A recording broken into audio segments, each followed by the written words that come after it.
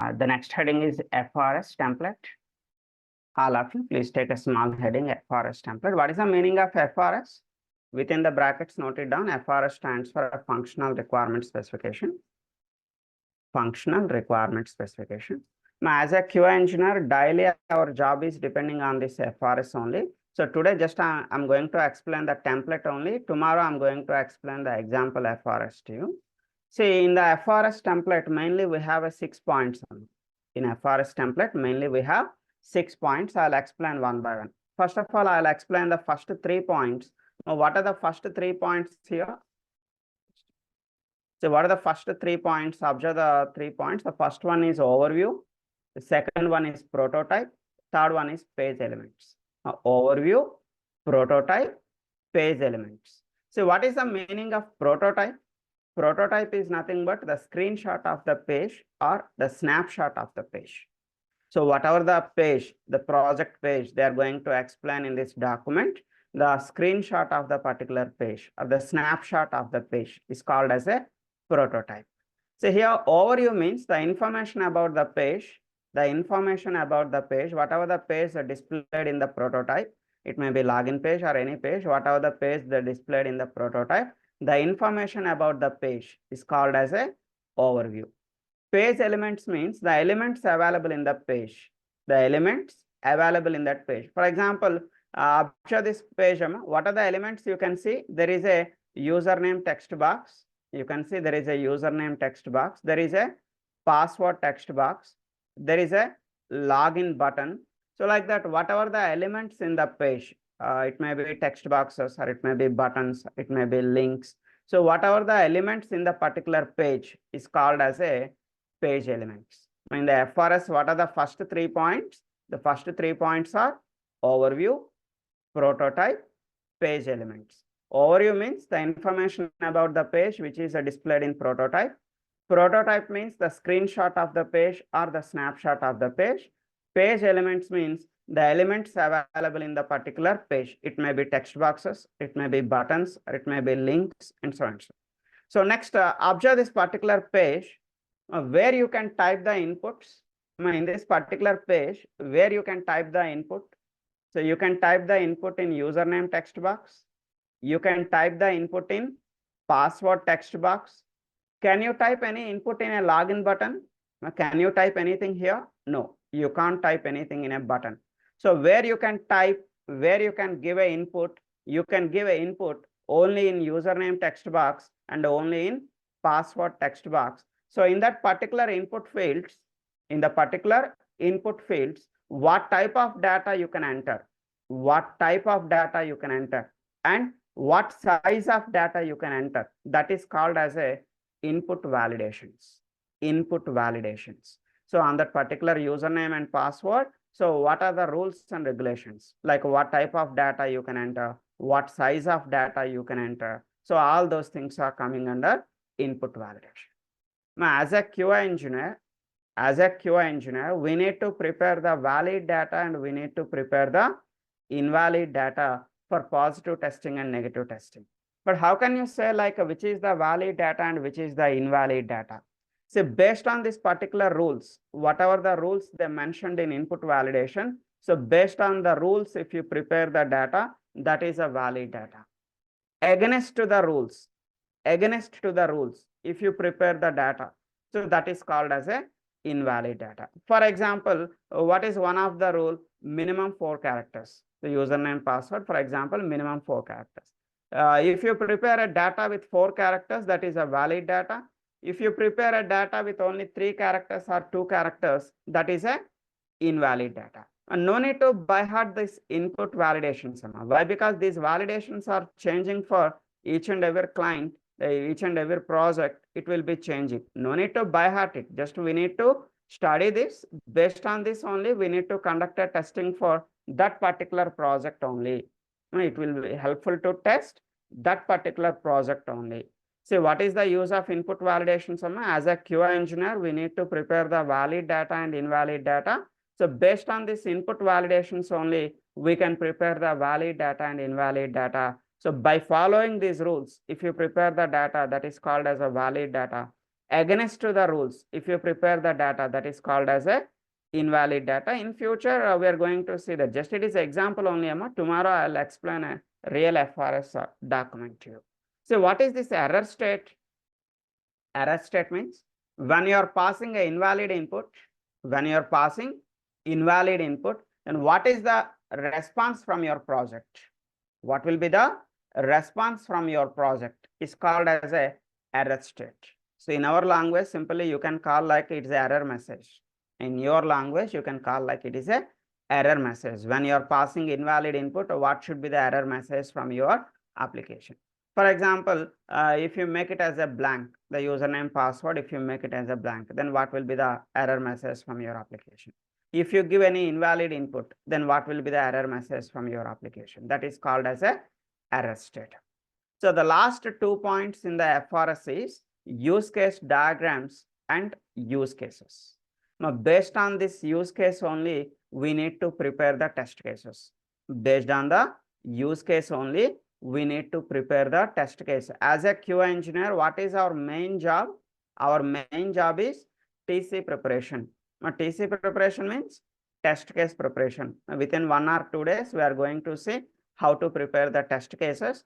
But based on the use case only, based on the use cases only, we need to prepare the test cases. Now, what is this use case? Use case is nothing but it is a brief description of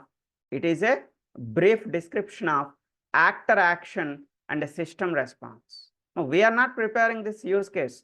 Use case is a part of your FRS. So based on this use case, we need to prepare the test cases.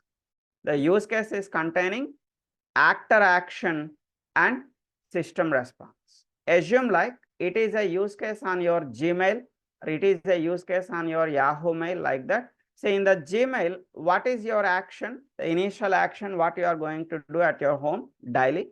You are entering the URL like a www.gmail.com. Then what is the system response? Your system response is it displays a login page for your Gmail. So after that, what is your next task? You enter your username, password, and click on submit button. Now after the submit button, so it displays the inbox. It displays the inbox. So just roughly I'm explaining, you can assume like it is a use case for your Gmail. In the same way, we have a use cases for our project. It may be banking project or health related healthcare project, whatever the project. In our project, we have this type of use cases. By seeing these use cases only, we need to prepare the test cases. In the test case, you need to perform this particular action. Now, in the test case, you need to perform this particular action. And in the test cases, we have an expected value and actual value. In the test cases, we have expected value and actual value. Then it should be the expected. It should be the expected. And what is the meaning of actual? Actual means when you are performing this action, whatever the response you can see from your project, whatever the response you can see from your project, that is called as a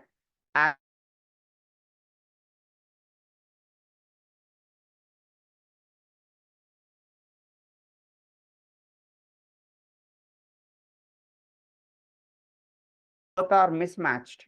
Both are mismatched. Then you can say like the test case is failure. Now, once again, use case is containing the actor action and system response. Say based on this, we need to prepare our test cases. In the test case, you need to perform this particular action, and in the expected result, you need to write it. In the expected result, you need to write it. But you need to write the actual result by seeing your project. You need to write the actual result by seeing your project. When you are performing this action, what is the response from your project? You need to see the response and you need to write the response in the actual result. If the expected actual both are same, the test case will be pass, else the test case will be failure. Maybe within 1 or 2 days, we are going to see how to prepare the test cases. Practically, I'll show you. Just roughly I explained. Now just take a small note in your notebook. Take the definition for use case. Note down the definition for use case. Note it down. Use case is nothing but a brief description of a brief description of actor action, and system response. It's a brief description of actor action and system response. Take the next point. Based on the use cases only,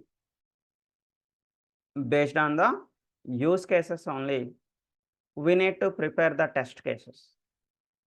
Based on the use cases only, we need to prepare the test cases. Sorry, I have a question here if you don't mind. Yes. Yeah. What's the difference between use cases and test cases? Yes. See, use case is like your question paper, test case is like your answer. See, this use case is not prepared by you. Use case is a part of your FRS. As a QA engineer, you need to download the FRS document. In the FRS document, they provided a use case. You need to study this use case and you need to implement this use case in your project. Whatever the response you are getting, you need to write it in your test case. Right, Amma?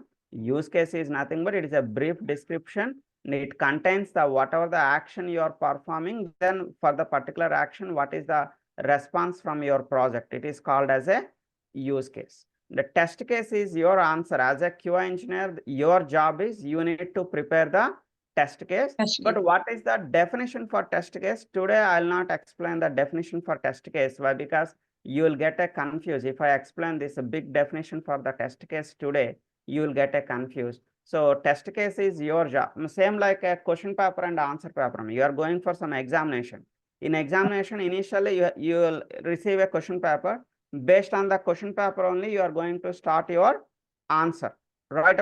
So here use case is your question paper and the test case is your answer paper. You need to write the answer. You need to write the test cases by seeing the use case only. Right? You got my point? Yeah. What I explained. See, the use case is containing actor action and system response. And again, I'm saying we are not preparing the use case. All of you, we are not preparing use case. Don't think like how, don't prepare for preparation of use case. We are not preparing the use cases. Just we need to download our FRS document. The FRS document is containing the use case. Try to understand the use cases in your project.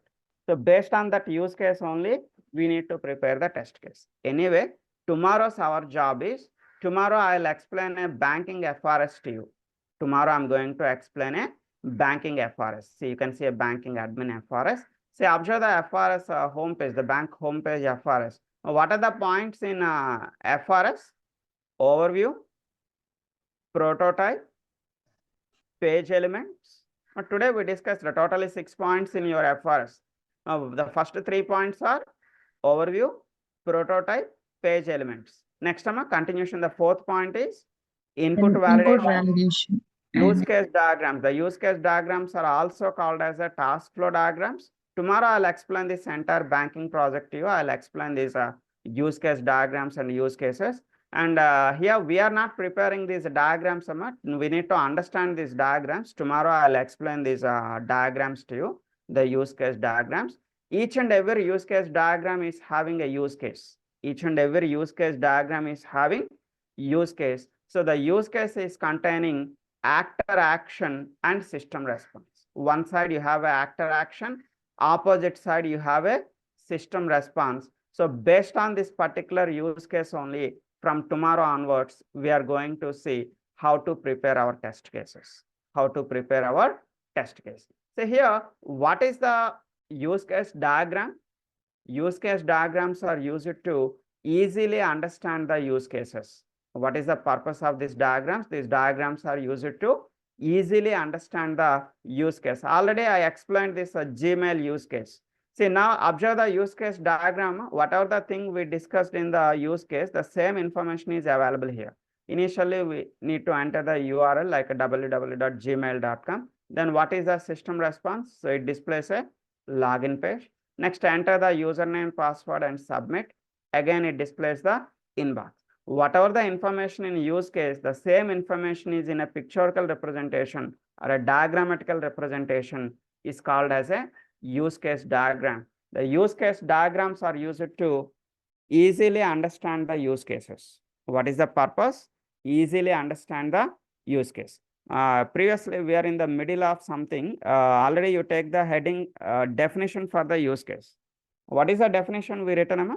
It is a brief description of actor action and system response. Right, Amma? Take the second point. Yes. Based on the use cases, we need to prepare the test cases. Based on the use cases, we need to prepare the test cases. Are you okay, Ma?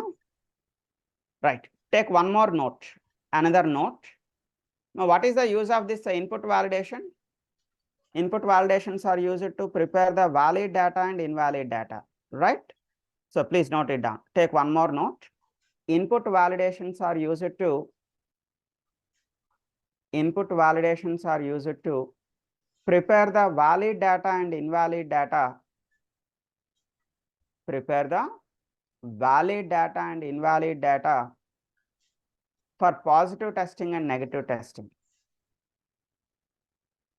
Prepare the valid data and invalid data for positive testing and negative testing. Now, what is a positive testing? Test the application with a valid input is called as a positive testing. What is a negative testing? Test the application with invalid input is called as a negative testing. Right, Amma? Are you okay? Right. See, observe this example input validation, Amma. For example, they're given some rules. Of course, no need to by heart this input validation, Amma. It is a different for each and every project, and it is different for each and every client. Just for that particular project only, we need to prepare the data based on that particular rules. For example, in this project, in this example, what they given the rules like mandatory. Mandatory means it should be a compulsory field. It should not be blank. Mandatory means it should not be blank. Alphanumerics only. Alphanumerics means it is accepting alphabets and it is accepting numerics. It will not accept any special characters. It will not accept any special characters. Minimum how many characters? 4 characters. Max length is 10 characters. For example, it is a input validations for this particular example.